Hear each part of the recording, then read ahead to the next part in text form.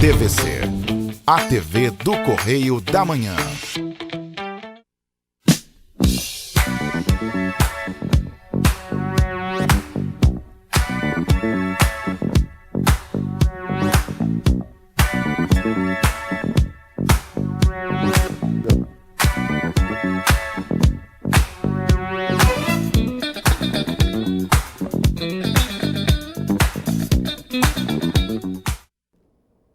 Minhas saudações à senhora, minhas saudações ao senhor. Programa Bernardo Filho, mais uma vez em sua companhia, entrando em sua residência, em seu estabelecimento comercial, onde a senhora, onde o senhor estiver. Quero agradecer o carinho, a paciência, a gentileza e principalmente a audiência que a senhora e o senhor dão ao nosso programa todas as semanas. Muito obrigado. Quero mandar um abraço especial aos nossos telespectadores de Teresópolis, Friburgo, Três Rios, Paraíba do Sul e Pati de Alferes. Muito obrigado também pela audiência que estamos tendo nessas praças. Prometendo para a semana que vem uma entrevista com o prefeito de São José do Vale do Rio Preto. Vai ser uma entrevista muito interessante que eu tenho certeza que a senhora e o senhor vão gostar. Mas no programa de hoje eu trouxe um convidado especial também para que a senhora e o senhor conheçam Alexandre Freitas, deputado estadual do Partido Podemos. Mas eu vou iniciar o nosso bate-papo aqui com o deputado Alexandre, logo em seguida, após um pequeno intervalo comercial. É apenas 2 minutos, fiquem conosco, já voltamos.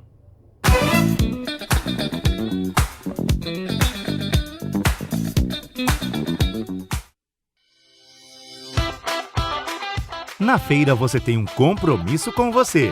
Comer um incomparável e delicioso pastel. Venha saborear os nossos de carne, queijo, camarão, carne seca e o pastel pizza. Um sucesso, sempre acompanhados de caldo de cana. Na Feira Livre às terças-feiras e sábados no centro e aos domingos no Alto da Serra. Venha ser feliz!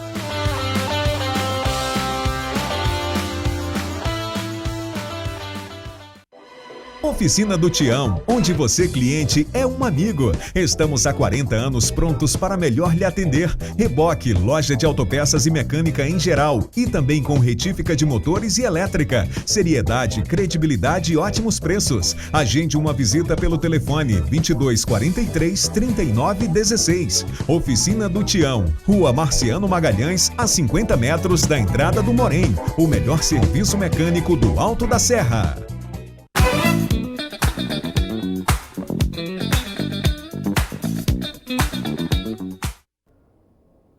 Muito bem, estamos de volta e vamos iniciar aqui agora o nosso bate-papo com o deputado estadual Alexandre Freitas, do Partido Podemos.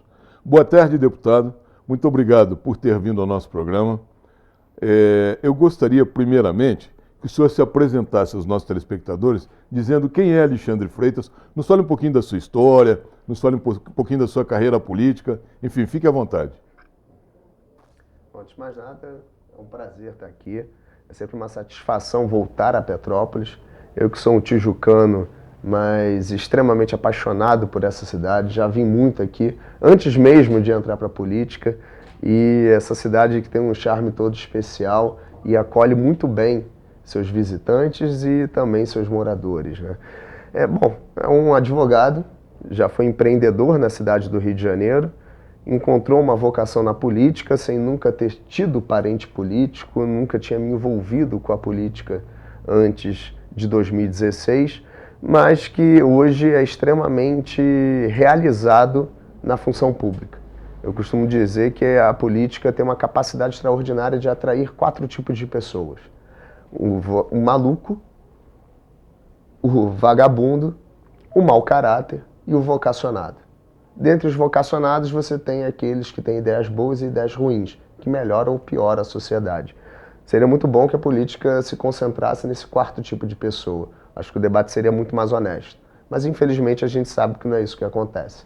Mas, enfim, é um servidor público que entende que a política hoje é a maior ferramenta de transformação, mas também pode servir como uma ferramenta de destruição.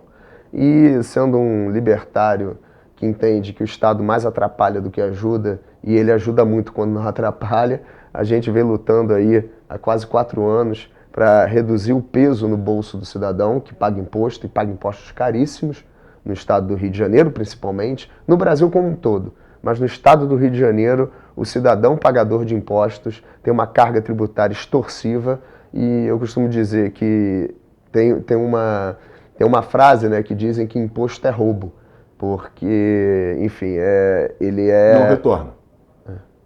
Não retorna em investimento do sim, cidadão. sim. Não por isso. O imposto é roubo porque ele é obtido de uma forma coercitiva. Também Ou seja, isso. você não paga voluntariamente. Mas no caso do Brasil, o imposto é um estelionato, porque o Estado te cobra o imposto, te cobra o dinheiro fruto do seu trabalho e não retorna, como você mesmo disse, não retorna em absolutamente nada. Quando você olha, por exemplo, o orçamento do Estado do Rio de Janeiro, eu fui vice-presidente da CPI do Rio Previdência, a gente percebe que 70% do orçamento termina no bolso de um servidor público, seja ele da ativa ou inativo. E o restante acaba ficando no bolso de quem está expropriando, né, o Estado, expoliando o Estado por meio de corrupção e ineficiência. Então, sobra muito pouco de retorno para o cidadão que deveria ser o maior beneficiado por aquilo que ele já pagou. Muito bem. Deputado, esse é o primeiro mandato, né? E quais foram as pautas, ou melhor, quais são as pautas de prioridade, seu mandato agora termina dia 31 de dezembro, né? O senhor é candidato à reeleição, mas quais foram as pautas de prioridade nesses últimos 3 anos e meio? Bom, eu sou pré-candidato a deputado federal, né? Então a ideia é que se a população do Rio de Janeiro concordar comigo, a gente vai conseguir levar um debate nacional sempre em defesa do Estado do Rio de Janeiro. Mas eu costumo dizer que segurança pública é prioridade no Estado do Rio de Janeiro. Não adianta a gente querer falar em saúde e educação se o sujeito, na hora de sair para o seu trabalho, o seu filho ir para a escola, você tem medo de não voltar vivo. Então a segurança pública é um serviço extremamente essencial prestado pelo Estado e a gente batalha muito sempre com o olhar do consumidor. Eu não sou egresso de força policial, acho até que muitos que saem da força policial para ir para a política, via de regra, não têm esse olhar de sensibilidade para o cidadão, para o consumidor, se pauta muito pelo corporativismo, com privilégios e etc. E não foca na atividade fim, na prestação do serviço de segurança pública. Então, esse é um tema muito prioritário. A gente tem diversas pautas nesse sentido.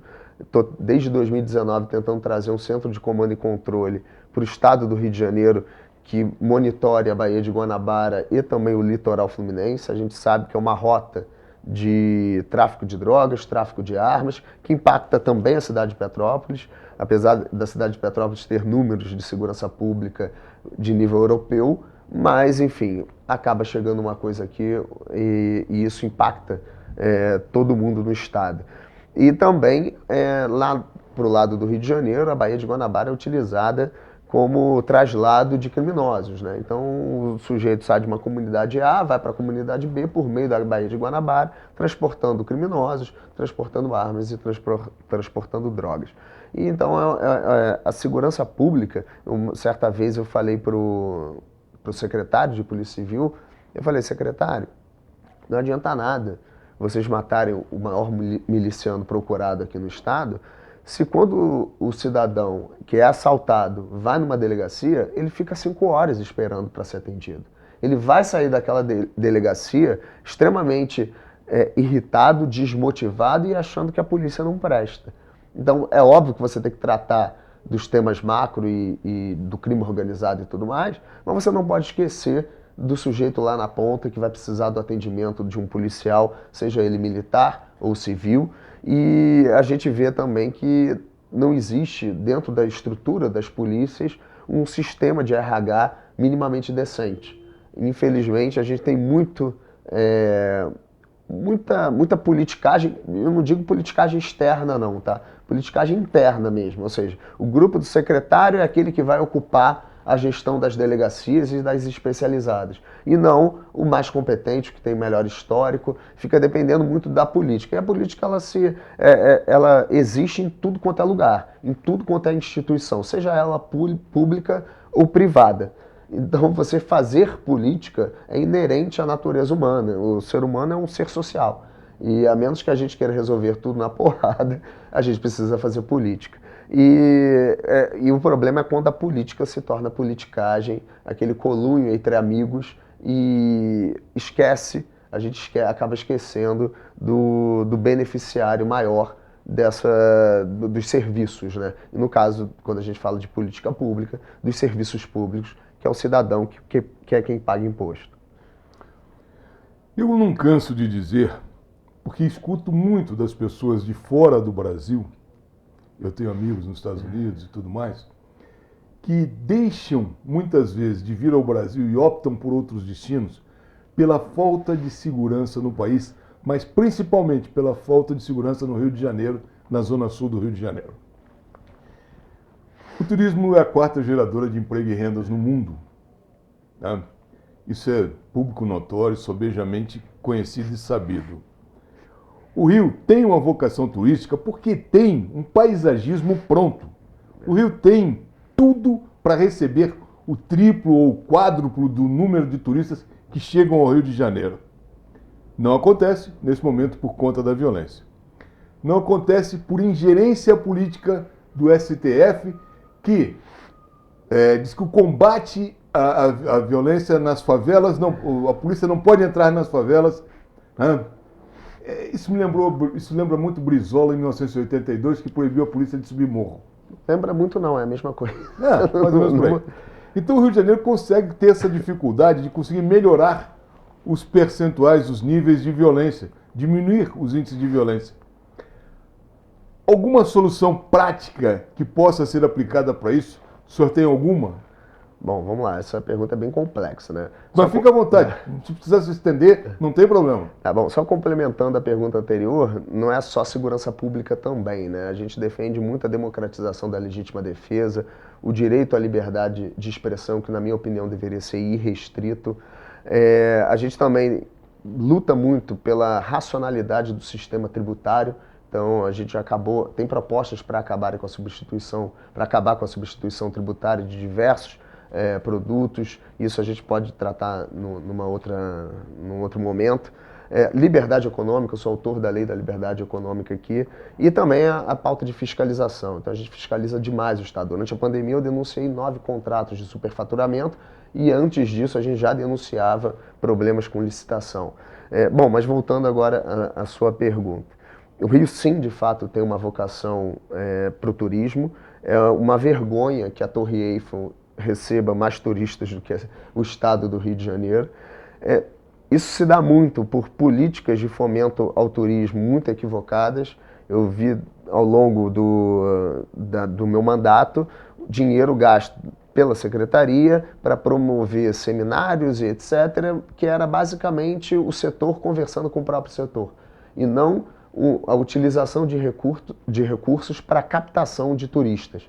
E isso é muito ruim, porque não se reverte na economia. Você tem ali aquele evento sendo pago com dinheiro público, algumas pessoas vão ver a roda girar, mas não é algo sustentável. Aquilo lá é muito perene, né? Aliás, aquilo lá não vai se estender ali durante muito tempo. Então, essa política de fomento ao turismo ela é muito ruim para o estado do Rio de Janeiro e não vem sendo aplicada de forma correta. Mas fora isso, como você bem pontuou, existe uma questão da vitrine. O Rio de Janeiro é a vitrine do Brasil. Tudo que acontece aqui é escalonado de uma forma muito maior, reverbera de uma forma gigantesca e não necessariamente representa a realidade. Você tocou num ponto muito interessante. Quando você olha Ipanema e Leblon, os índices de criminalidade lá são muito próximos de uma Europa da vida. Não são alarmantes. Mas, obviamente, que quando um turista morre lá, isso reverbera de uma forma absurda. Como que você combate isso? Com policiamento inteligente, com policiamento eficiente e com a estrutura adequada para as forças policiais e, principalmente, com uma polícia civil atuando na sua atividade fim, que é resolvendo crimes complexos, desestruturando organizações, quadrilhas. É assim que você melhora a segurança pública e não enxugando gelo, que é importante para conter o avanço. Acho que como você também muito bem pontuou, O STF ferrou muito o estado do Rio de Janeiro. E a gente não pode aqui deixar de apontar o dedo para os autores também da DPF 635, que é responsável por, durante a pandemia, que vem se estendendo até hoje, a decisão do ministro Fachin foi proposta pelo Molon, pelo partido do Molon, e isso vem prejudicando demais o estado do Rio de Janeiro. A gente olha, e eu já oficiei o Disque Denúncia, venho trabalhando muito em conjunto com as secretarias da Polícia Militar e da Polícia Civil, e você vê o crescimento, porque o crime, e tem uma analogia muito interessante, né? O crime organizado e a realidade de comunidades dominadas por organizações criminosas, seja milícia ou seja tráfico, é algo muito complexo para se resolver. Você só consegue resolver colocando tudo abaixo, reestruturando a realidade urbanística da região e aí sim levando o desenvolvimento e uma estrutura adequada para quem vai residir ali. Então, enquanto não faz isso, enquanto você não tem uma política séria de urbanização das regiões controladas, e eu sou autor do pedido de CPI, da CPI do crime organizado, que quer investigar as áreas de domínio em que a organização criminosa cria um monopólio. O que eu quero dizer com isso?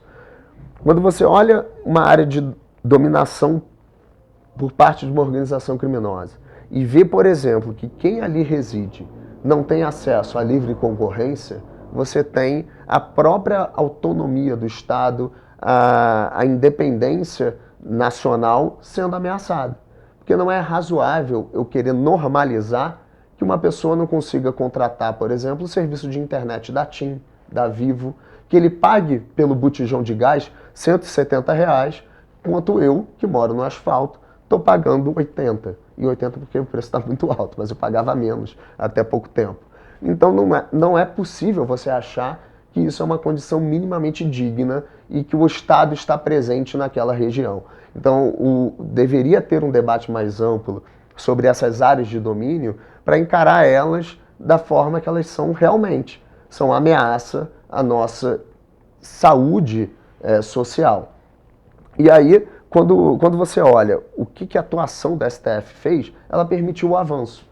Então você tem sim um combate num primeiro momento necessário do confronto, em que você tem que impedir o avanço das organizações criminosas, mas a gente sabe que isso por si só não vai resolver o problema. Então você precisa ter uma gestão da segurança pública, primeiro com foco na urbanização. E você pega, por exemplo, a favela do Lixão lá em Caxias. O que está sendo feito lá? Você derruba uma faixa de residências e comércios e etc., reestrutura aquela região e levanta prédios, enfim, traz uma nova realidade urbanística para aquele cenário. E aí você impede que o criminoso ele adapte o cenário para o confronto, que é o que acontece. Quando você vai entrar numa comunidade, numa favela dominada pela milícia ou pelo tráfico, e aí você tem também distinções entre organizações criminosas, por exemplo, um terceiro comando ele não é tão violento na resistência à polícia quanto o Comando Vermelho, mas você tem sempre uma adaptação do terreno para o confronto. Então você vê muros de contenção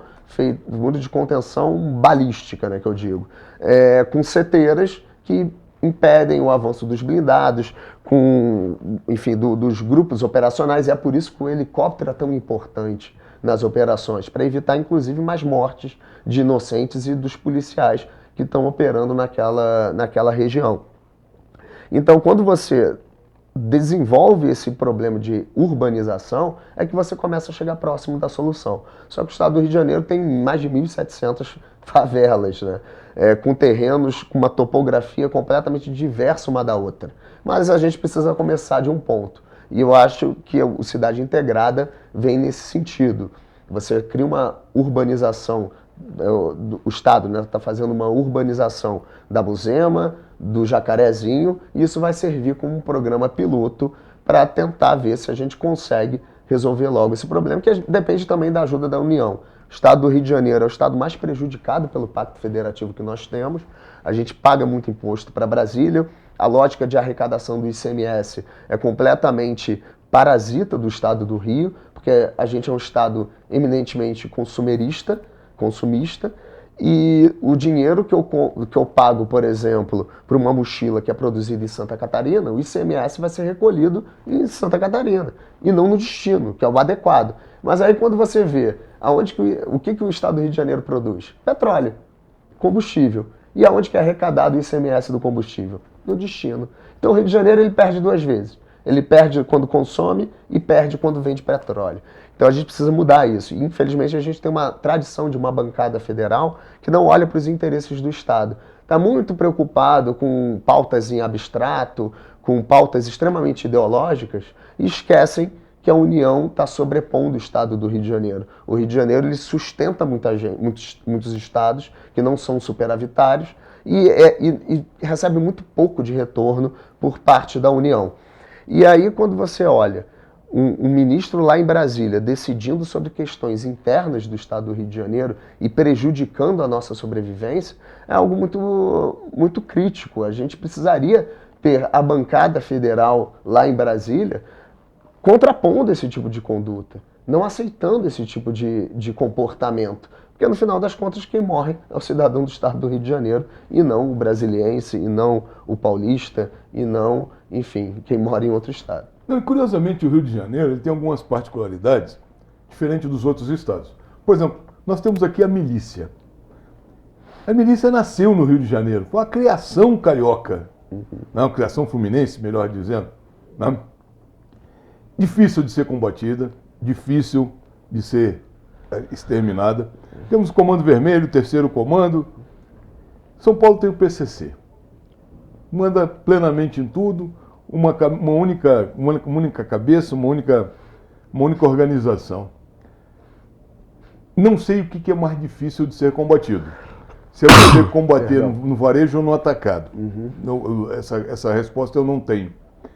Mas eu penso que o Rio de Janeiro poderia melhorar muito e eu queria saber a sua opinião de como é que você está vendo o governo Cláudio Castro, principalmente agora, depois dessa dinheirama toda que entrou da SEDAI. Cláudio Castro, pelo menos aqui para Petrópolis, tem sido bom, muito bom. Né? Nessas duas últimas tragédias das chuvas, um governo que esteve muito presente, mas nós aqui, na região serrana, não acompanhamos o sul fluminense, o norte fluminense. Então, eu queria a sua opinião a respeito do como é que vem se comportando o governo Cláudio Castro até aqui. O Cláudio tem que agradecer muito a mim, né? Porque quando eu fui o deputado mais votado para julgar o Wilson Witzel, né? Inclusive o 7º voto que condenou o ex-governador foi meu. E no mesmo dia em que eu estava julgando ele, teve o leilão da SEDAI. Só que no dia anterior, a Alerj votou um projeto de decreto legislativo que impediria o leilão da SEDAI. E aí eu entrei com uma ação no Tribunal de Justiça, um mandado de segurança, consegui eliminar às 11 da manhã, o leilão aconteceu acho que 2 da tarde, algo por aí. E graças a essa liminar, porque trouxe segurança jurídica e o leilão pode acontecer. Então, hoje, obviamente que não apenas a mim, porque isso foi um debate muito complexo, inclusive desde o início do meu mandato eu defendi a privatização total da SEDAI. Eu acho que a SEDAI deveria ser 100% privatizada, a captação e a distribuição da água e o tratamento, ou seja, todo o sistema. Mas lutei muito e tanto é que na reunião que estava o ex-governador Wilson Witzel, junto com os prefeitos da região metropolitana do estado, eu era o único deputado presente. Eu acompanhei todo o processo de desenvolvimento da licitação por parte do BNDES. É um tema muito caro para mim. Isso acaba se estendendo para outras pautas, por exemplo. Você vê um pessoal da esquerda querer defender muito o ambientalismo, só que, na verdade, o que eles gostam de discutir é abstração. Eles estão muito interessados com queimada na Amazônia, pouco importando se o problema se está tendo queimadas também em outros lugares do mundo, e querem debater muito mudança climática. E não se importam para debater os temas essenciais afetos ao meio ambiente. Quais são os principais? Saneamento básico, correta destinação do lixo urbano e ocupação irregular das encostas. A gente não resolveu esses 3, que são os maiores problemas ambientais que nós temos hoje. mas querem discutir queimada na Amazônia e mudança climática. Então, vamos começar a ter um pouquinho de discernimento e debater aquilo que é prioritário. Não adianta nada eu querer debater mudança climática se hoje eu tenho a contaminação da água por falta de tratamento de esgoto. Não é razoável você querer falar em dignidade da pessoa humana se quando o fulano acorda de manhã, ele vê cocô passando na frente da casa dele porque não existe que, curiosamente, saneamento. Desculpe lhe interromper, já lhe interrompendo. Curiosamente, há 30 anos, ou talvez um pouco mais, eu escuto uma coisa chamada Programa de Despoluição da Baía da Guanabara. É outra vergonha. São 30 anos, talvez um pouco mais, que existe esse programa. Já veio dinheiro do Japão, enfim. Cada dia a Baía da Guanabara fica pior. Mas essas pautas ideológicas, ou esses que defendem as pautas ideológicas, não enxergam. Não enxergam. Então fica um pouco complicado esse tipo de defesa. Eu sempre digo, façam o que eu digo, mas não façam o que eu faço. E eles estão nesse ponto completamente errados. Mas eu vou lhe pedir licença, porque eu tenho que pedir novamente um breve intervalo comercial. É apenas 2 minutos, já voltamos.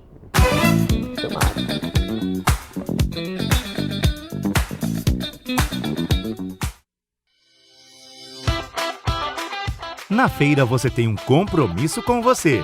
Comer um incomparável e delicioso pastel. Venha saborear os nossos de carne, queijo, camarão, carne seca e o pastel pizza. Um sucesso, sempre acompanhados de caldo de cana. Na Feira Livre às terças-feiras e sábados no centro e aos domingos no Alto da Serra. Venha ser feliz!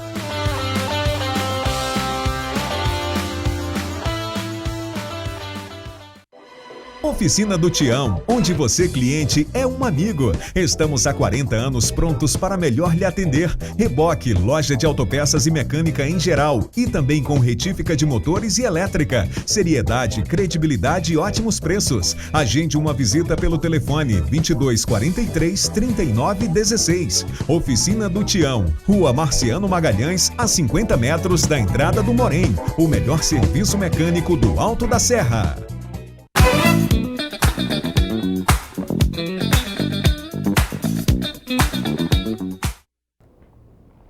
Muito bem, estamos de volta. Estamos batendo um papo aqui com o deputado Alexandre Freitas, que hoje é pré-candidato a deputado federal pelo partido Podemos. Deputado, lhe perguntei a respeito de como é que o senhor enxerga o governo Witzel nesse momento. Não, Cláudio Castro. Perdão, Cláudio Castro, claro, lógico. Witzel já era. Há muito tempo, graças a Deus. Aliás, a propósito disso, que decepção em 5 governadores do Rio de Janeiro, os últimos 5 presos. Presos. Lamentável. Aí me perguntam por que o povo está se afastando tanto da política. Vamos ver se o senhor tem essa mesma visão que eu. O povo está desiludido com seus representantes. Completamente desiludido. O próprio Lula deu uma declaração há poucos dias atrás, dizendo que quando se elegeu com um discurso, não pôde manter aquele discurso, teve que fazer coisas diferentes do que tinha prometido. Quer dizer, se elegeu com uma mentira. Isso repercute mal na cabeça do povo, né? E o povo está enxergando seus representantes com muitas falhas. Por quê? É raro hoje encontrar políticos que cumprem com a sua palavra. Muito raro. Conheci alguns no passado, hoje pouquíssimos. Como é que o senhor vê essa desilusão do povo para com a política e para com os políticos? Bom, vamos lá.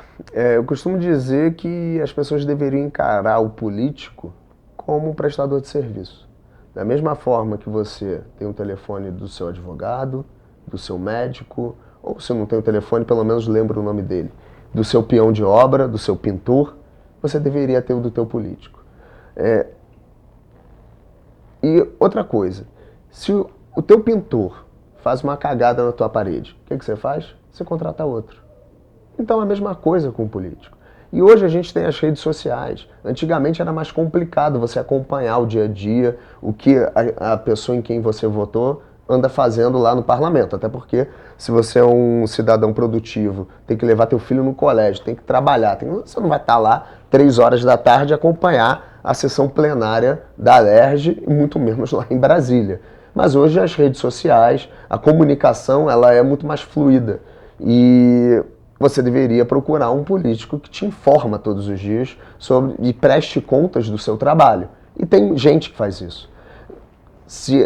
A gente pode reclamar muito da política, mas fato é que ela é uma representação muito fiel da nossa sociedade.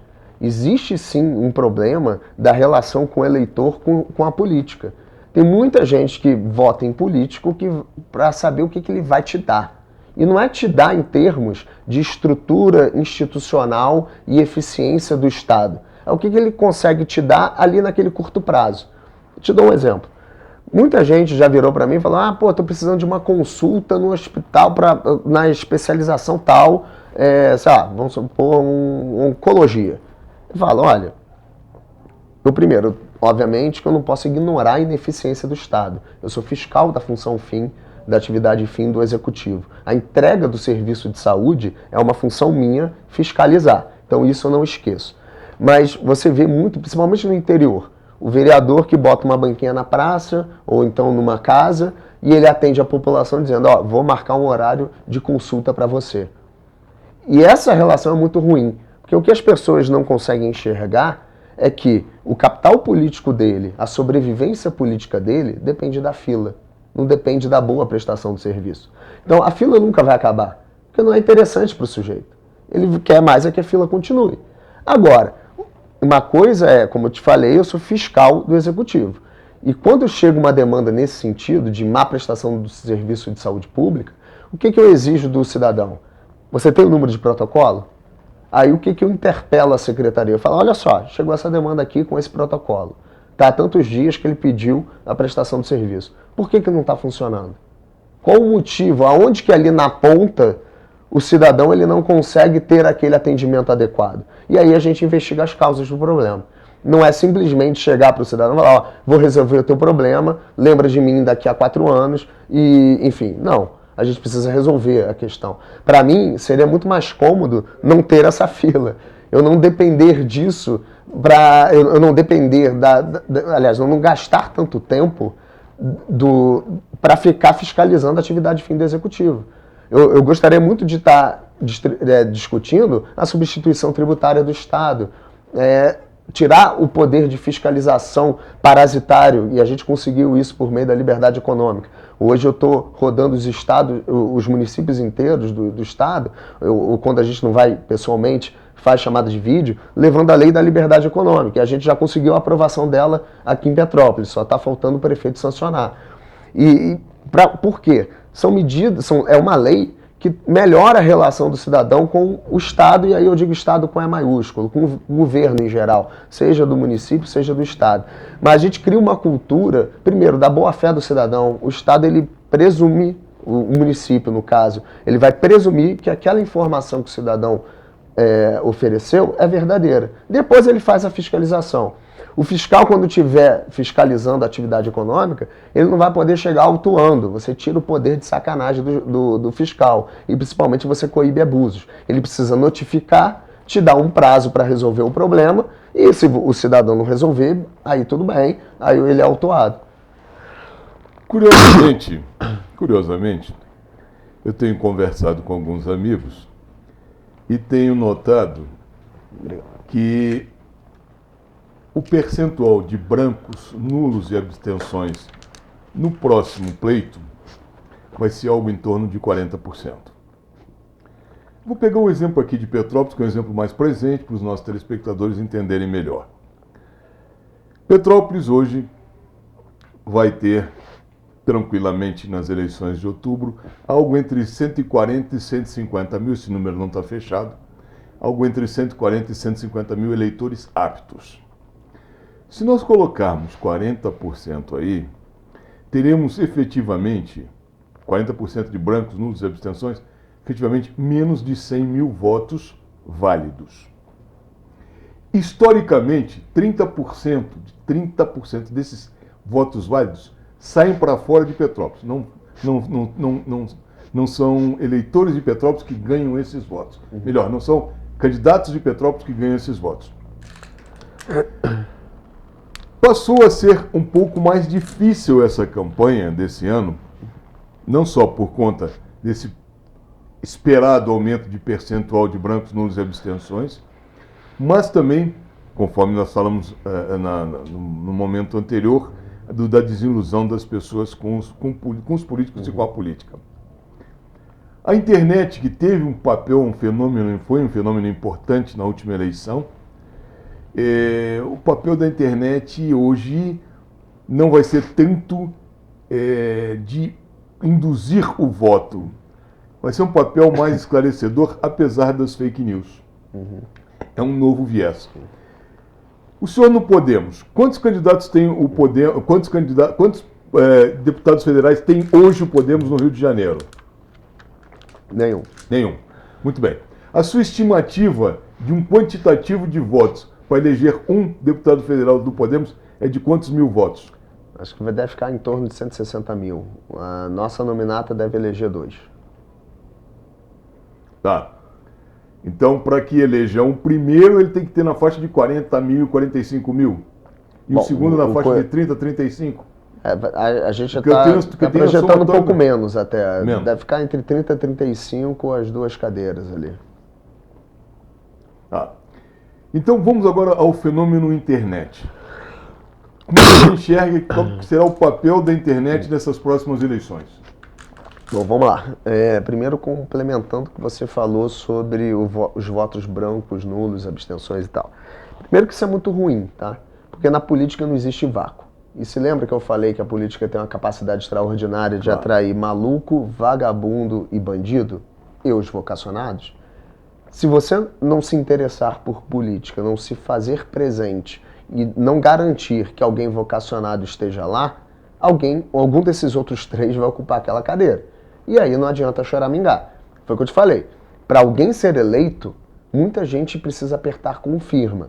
Então ninguém cai de paraquedas no parlamento. Um mau político só está lá porque muita gente votou nele. A não ser que você consiga comprovar alguma fraude em eleição. Mas via de regra, especialmente no parlamento, para alguém ocupar, que seja ruim, ocupar uma cadeira no parlamento, muita gente na nossa sociedade precisou concordar com aquela pretensão.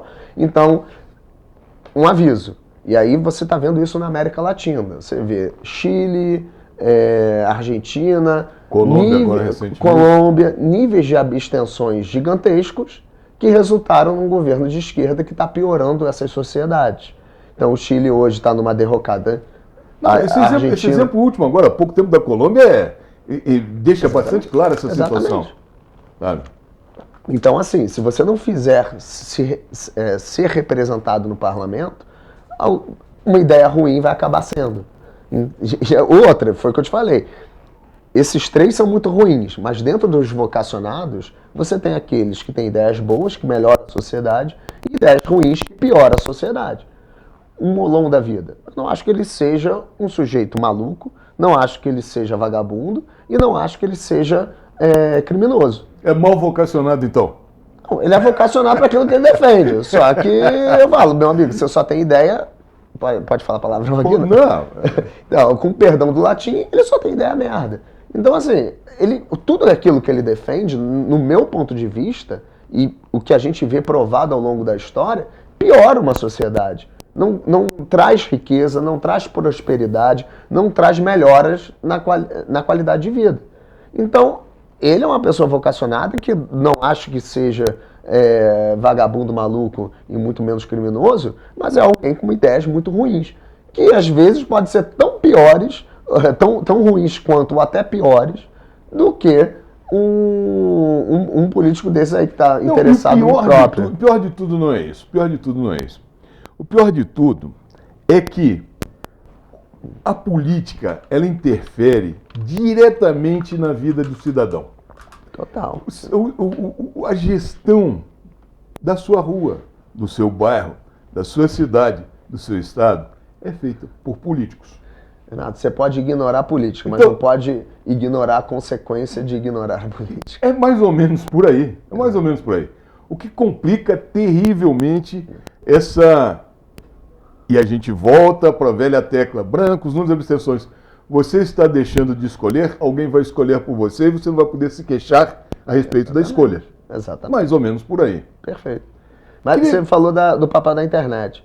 Eu acho que a internet, ela democratiza a informação. Eu olho com muita preocupação quando eu vejo um ministro do STF dizendo que o STF é o censor do Brasil. Eu vejo com muito... E eu fui autor de um pedido de impeachment do Alexandre de Moraes, tá? Só que ele foi arquivado quando o Alcolumbre deixou o Senado. E eu olho com muita preocupação quando fica na mão de um juiz, no caso um ministro do STF, dizer o que é uma informação falsa e o que é uma informação verdadeira. Claro, até porque fake news existiu desde que o mundo é mundo. A gente tem fake news não é crime. Não é crime. Ponto, não é crime. Ponto. E eu acho que isso empobrece. Aí tem muita gente que fala, mas qual que é o limite da liberdade de expressão? Não tem limite. Na minha opinião, não deveria ter limite.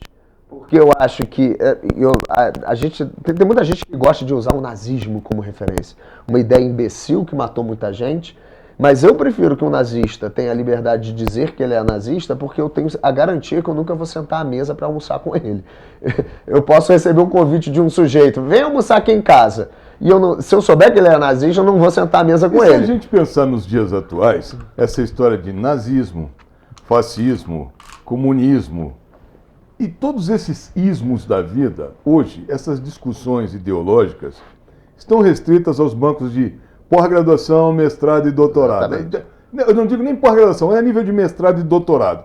Meia dúzia de pessoas ainda ficam discutindo isso, sabendo que nunca deu certo em lugar nenhum do mundo, mas fazem questão de continuar discutindo essas mesmas pautas. Ponto. Uma bobagem. Concordo. Porque o que eu Bernardo, digo? é bom a gente pontuar uma coisa, porque eu concordo com você, por exemplo, que o nazismo e o fascismo, eles hoje, por serem algo tão absurdo e abjeto, perderam total força e total apoio dentro da nossa sociedade. Só meia dúzia de imbecil que ainda defende esse tipo de modelo, né, de Estado. Mas o comunismo, infelizmente, e a gente não pode esquecer que a liberdade ela é muito frágil. Se você não alimenta a liberdade diariamente, existe sim o retrocesso. Hugo Chávez foi eleito na Venezuela com um discurso extremamente democrático. Ele se dizia democrata. Só que o poder ele vai numa crescente e o autoritarismo ele é muito próximo do poder. E a gente viu isso, por exemplo, na pandemia. Pessoas dizendo para outras pessoas que elas não poderiam fazer o seu ganha-pão, não poderiam sair de casa, não poderiam... O prefeito do Rio de Janeiro disse que as pessoas não poderiam frequentar a praia. Mas sabe por quê? Para mandar uma mensagem. Ele, com todas as letras, existe uma declaração do Eduardo Paz dizendo: eu sei que o contágio por Covid na praia é inexistente ou muito improvável, mas eu estou fechando as praias para mandar uma mensagem que as pessoas precisam ficar em casa. O que isso gerou? Eu recebi no meu gabinete barraqueiros, ambulantes, que sobrevivem da praia. E aí vem um sujeito querer dizer para ele que esse cara que vende na praia, ele tira R$2.000 por mês, R$3.000 por mês. E aí o prefeito diz para ele que ele precisa viver com R$400 por mês. Isso é o quê? Isso é autoritarismo puro, autoritarismo na veia. A gente viu o governador do Rio Grande do Sul dizer para a população que ao ir ao supermercado ela não poderia comprar uma panela, porque panela não é essencial. Quem é um político de meia tigela para dizer o que é essencial e o que não é na vida do outro? Isso é inaceitável. A gestão da pandemia ela foi completamente irresponsável e deixou muito claro que existem pessoas propensas ao autoritarismo. Então, assim, a gente não pode esquecer que a liberdade ela é muito frágil e ela precisa ser fomentada diariamente. A chance de você colocar um sujeito que vai querer mandar na sua vida e por questões ideológicas, eu acho que o Estado só deveria atuar na liberdade alheia quando ela violenta a liberdade, a vida e a propriedade de outra pessoa. Antes disso, o Estado não tem que se meter nas relações interpessoais. A partir do momento que acontece uma agressão a esses três bens jurídicos essenciais, é que o Estado precisa atuar como mediador, seja para punir, seja para, enfim, compor aquela situação de conflito. mas o que a gente vê é que tem muito político que acha que sabe o que é melhor para você.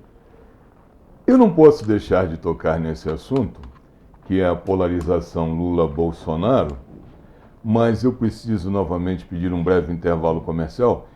Já saibam que vamos falar de Lula e Bolsonaro no próximo bloco. Fiquem conosco, espero que estejam gostando do nosso bate-papo aqui de hoje. 2 minutos, já voltamos.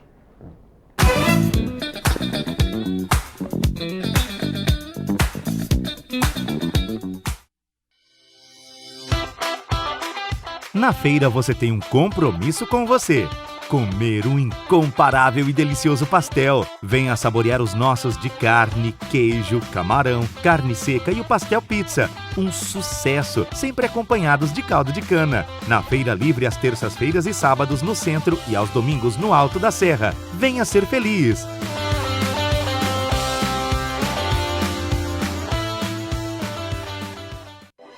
Oficina do Tião, onde você, cliente, é um amigo. Estamos há 40 anos prontos para melhor lhe atender. Reboque, loja de autopeças e mecânica em geral. E também com retífica de motores e elétrica. Seriedade, credibilidade e ótimos preços. Agende uma visita pelo telefone 2243 3916. Oficina do Tião, Rua Marciano Magalhães, a 50 metros da entrada do Morém. O melhor serviço mecânico do Alto da Serra.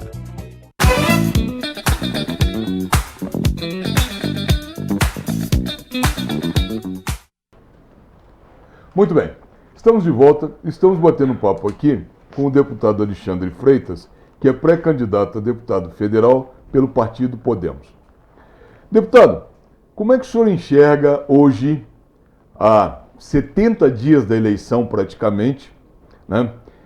Ou seja, 2 meses e 10 dias, estamos às portas das eleições, como é que o senhor enxerga essa polarização que vai acontecer, obviamente, entre Lula e Bolsonaro, Bolsonaro e Lula?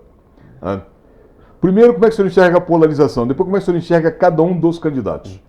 Bom, antes de mais nada, eu sou independente, né? Enquanto parlamentar e fiscal do Executivo, eu acho que todos os deputados e parlamentares ao redor do Brasil deveriam se colocar numa posição de independência. Para você, mas também uma independência justa e coerente. Eu elogio quando tem que elogiar, e eu critico quando tem que criticar. Não é à toa que o Wilson Witzel me chamava de o deputado o deputado independente mais governista que existia, porque às vezes o governo mandava coisa para a Alerj e era eu sozinho defendendo a proposta do governo por eu entender que aquilo era melhor para a população. E nem a base do governo defendia. Mas isso me impediu de caçá-lo por entender que ele foi responsável, sim, por todo o estado de degradação que o Rio de Janeiro sofreu durante a pandemia, né? A dilapidação dos cofres públicos da forma que a gente viu. E o Cláudio Castro é a mesma coisa.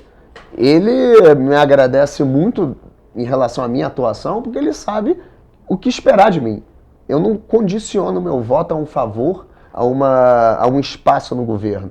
Eu condiciono meu voto àquilo que eu acho correto e aquilo que vai melhorar a vida das pessoas. E o debate nacional é a mesma coisa.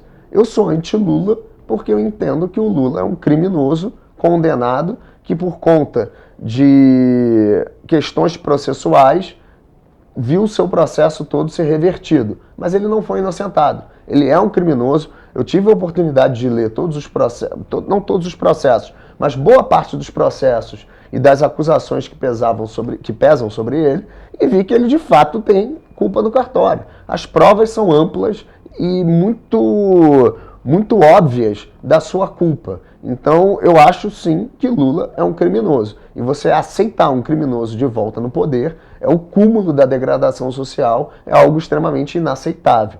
Por outro lado, a gente sabe que o presidente Bolsonaro, ele tem um discurso que não favorece em absolutamente nada a composição política e a busca pela melhor solução. Ele tem diversos pontos corretos, ele está certo de bater no STF, ele está certo, ele estava muito certo na pandemia, nas medidas que deveriam ser propostas, porém, ele fez isso de uma forma muito equivocada. Quando você olha aquela cena lá dele tirando a máscara da face de um garotinho, você se pergunta, pô, por que você fez isso, meu amigo? O filho não ateu, Você não tem que se meter nisso.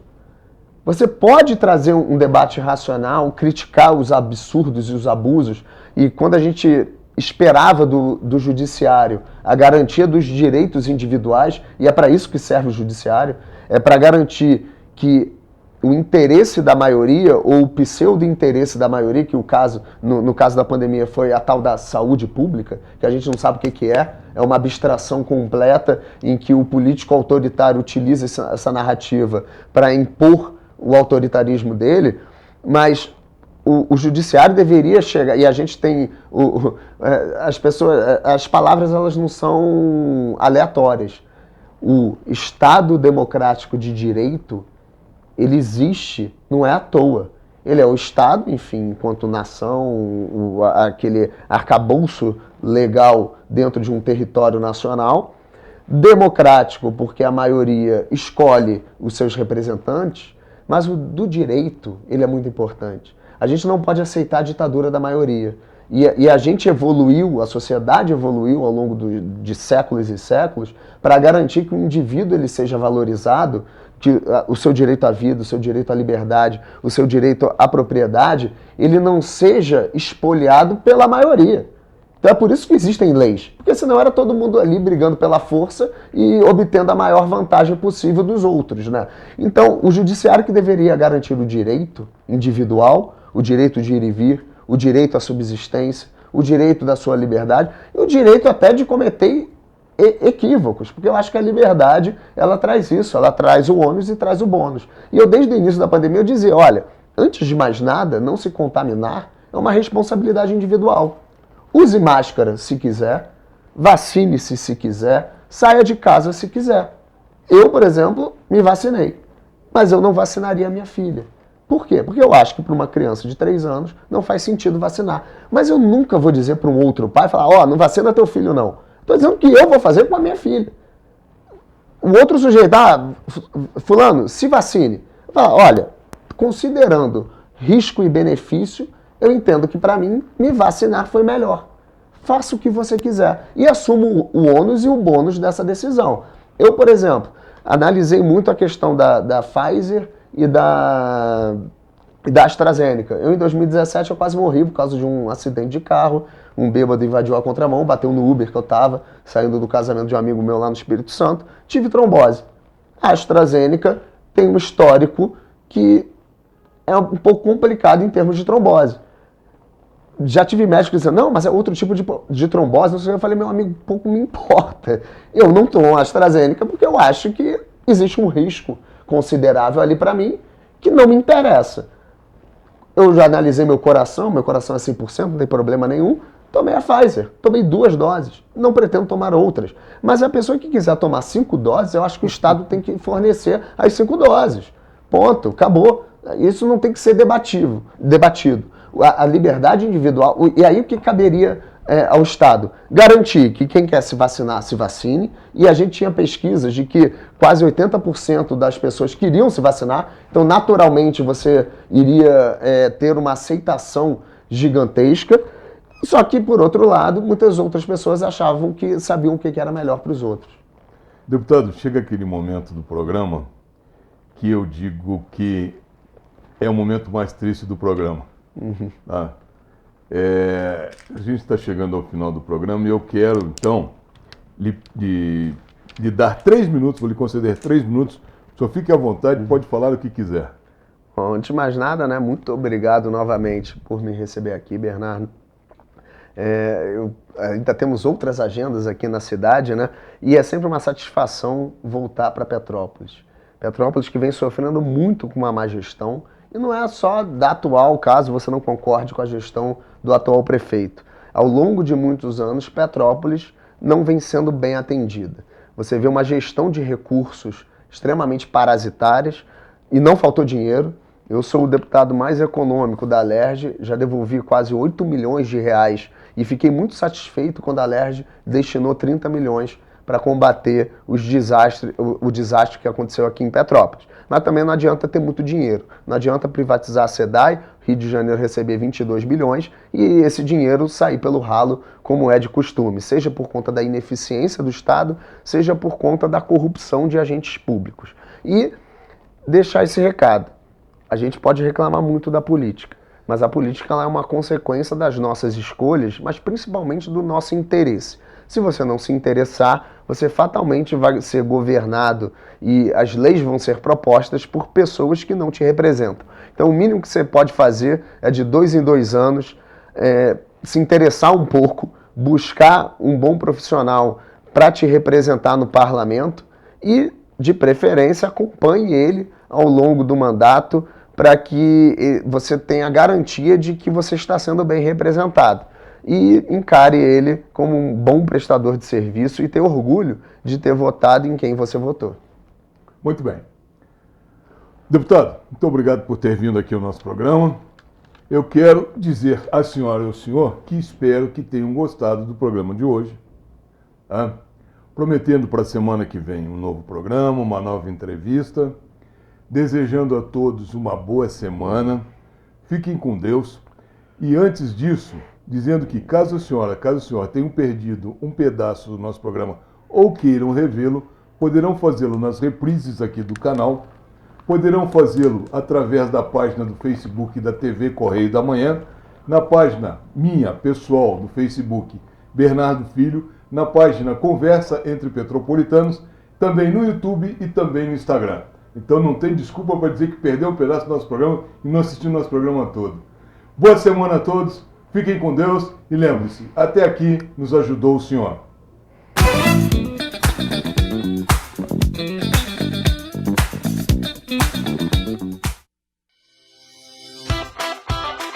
Na feira você tem um compromisso com você.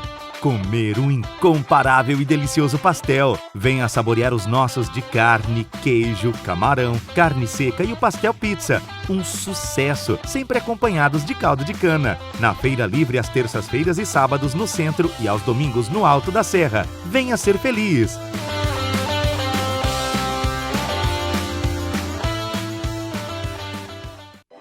Oficina do Tião, onde você, cliente, é um amigo. Estamos há 40 anos prontos para melhor lhe atender. Reboque, loja de autopeças e mecânica em geral. E também com retífica de motores e elétrica. Seriedade, credibilidade e ótimos preços. Agende uma visita pelo telefone 2243 3916. Oficina do Tião, Rua Marciano Magalhães, a 50 metros da entrada do Morém. O melhor serviço mecânico do Alto da Serra.